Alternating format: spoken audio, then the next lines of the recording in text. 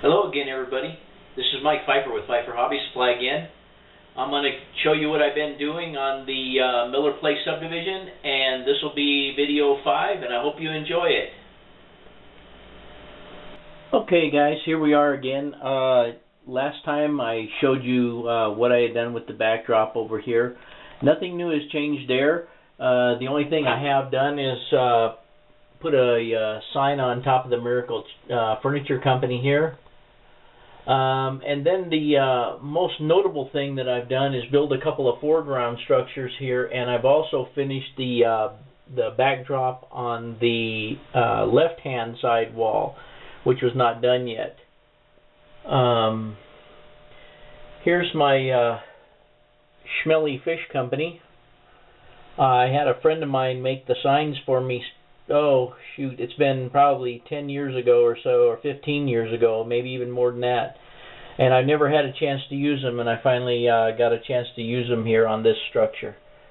Then I built this Better Than Scratch manufactured building here, and I think it's called Goodfellows Lighting Supply, something of that nature. I haven't got the signage or anything on it, no lights or anything in either one of these buildings. But you can see what I've done with some of the structures that I had made up, mounted on the foam core. I put them in behind there, and obviously starting back here where you first saw, I cut the sky off just like I did before on the other side, and then I went and added smoke back in and other details. Let me swing down here a little bit. By the way, I have some sheet cork here that's going to go underneath those buildings and raise them up to track level at some point. Anyway, here you'll see that I have cut some of the top detail off as well as the sky. Yet I've come back in here, and I don't know if you can see it in the film, but I've added electric lines back in. I've added a little railing along the top of the water cooling tower. And by the way, I cut around this vent on top of this building here, and then I get my sky color and I paint in on the directly on the paper the sky area that needs to be painted within that that part of the paper. Of course, I've put some birds back in and so forth. Then to disguise between the two sections here, I've put this coal facility in. Now you'll notice on this coal facility that I've painted out, I think it was blue coal or something like that. Anyway, I've painted out most of the, if not all, of the things that actually made it a coal dump. Therefore, now it just appears to be a building with a coal pile next to it. And it works as a good view block to keep from seeing the large structure that's behind there, which was a very large gantry crane, which I had no use for in the backdrop here. You can see again that I've added smoke, cut the smoke off, then I've added smoke back in once I've got the sky removed. Lightning rods on top of the buildings. I'll do more with blending in the grass and stuff and the road here once I figure out what's actually going to take place here. You'll notice also that I used the same technique on the crane back here.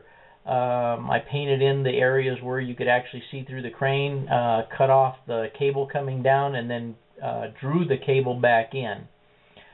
The same thing applies with the towers or the structure on the front of the ship here, the booms.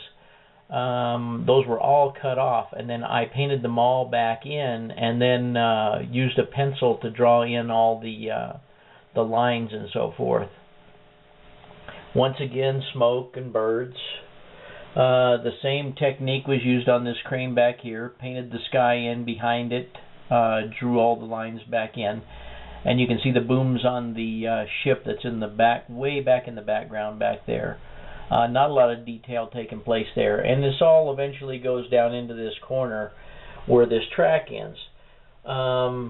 This is going to be kind of an awkward corner. I originally proposed to have a tunnel portal there.